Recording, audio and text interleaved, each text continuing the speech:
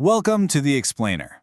You ever wonder why some businesses just seem to catch all the green lights while others get stuck in traffic or completely lost?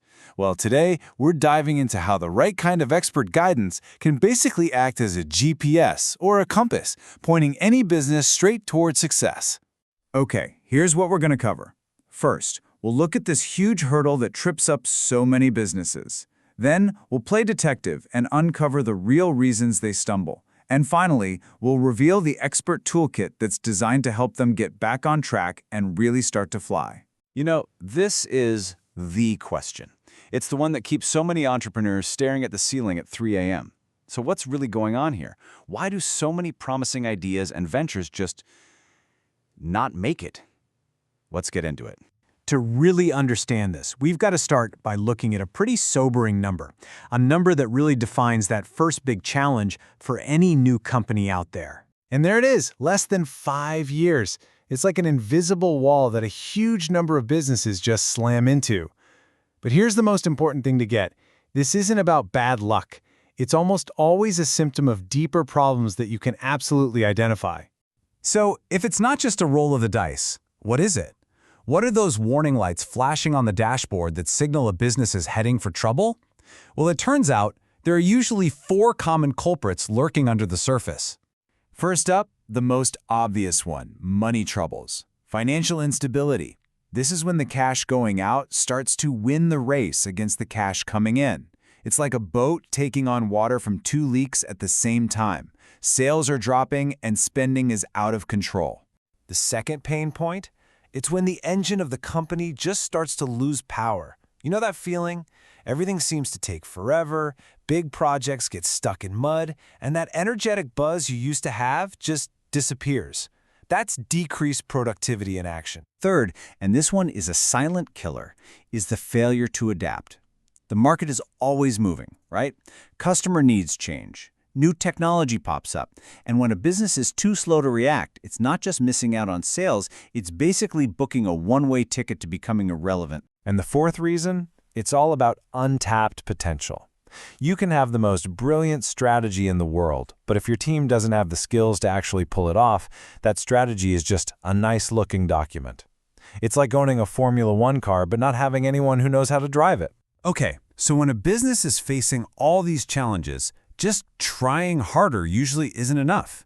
This is the moment when smart leaders realize they need an outside perspective, a guide who can help them see the big picture again. And let's be really clear about what a business consultant does. They aren't just there to share a few opinions. Their entire job is to be an expert problem solver. They replace guesswork with cold, hard data and use it to draw a real, usable map to get you where you need to go. This phrase just nails it. A consultant acts as a business compass. Because when you're lost in the fog of daily crises and putting out fires, they provide that clear, objective direction you desperately need to find your way forward again. So, how does this compass actually work? It's not magic, not at all. It's a very practical toolkit that's built on 3 really strong fundamental pillars of support.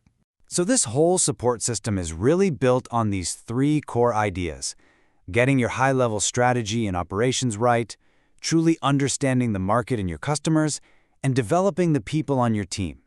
Each one is a critical piece of the puzzle. Let's take a closer look at each one.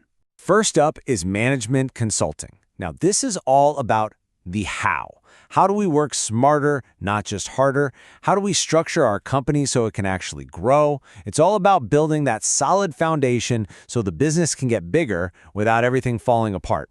The second pillar, market research, is about looking outward. Who are our customers really? What do they actually want? And what are our competitors up to? This is where you dig up those game-changing insights that give you a real sustainable edge. And that brings us to the third pillar, organizational learning. This one focuses back inward to fix those skill gaps we were just talking about. It's all about investing in your people, giving them the training and the tools they need to bring the company's vision to life. Okay, so that toolkit makes a lot of sense, but how does a business actually, start this kind of partnership?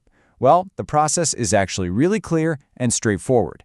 It's built on 4 simple steps to make sure everybody is on the exact same page from day one.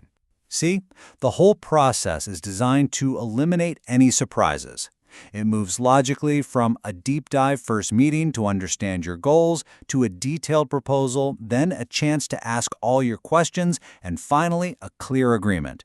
It's really all about building trust before the real work even begins.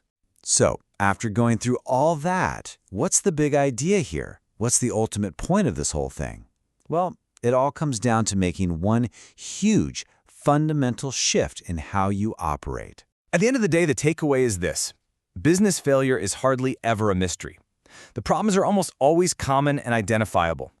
By bringing in an expert with a toolkit of strategy, research, and learning, you stop just hoping for success and you start actually engineering it. You're trading in uncertainty for a clear, actionable plan. And that really leaves us with one final and pretty powerful question to think about. When you look at your own business strategy, is it a carefully drawn map, or is it really just a hopeful guess?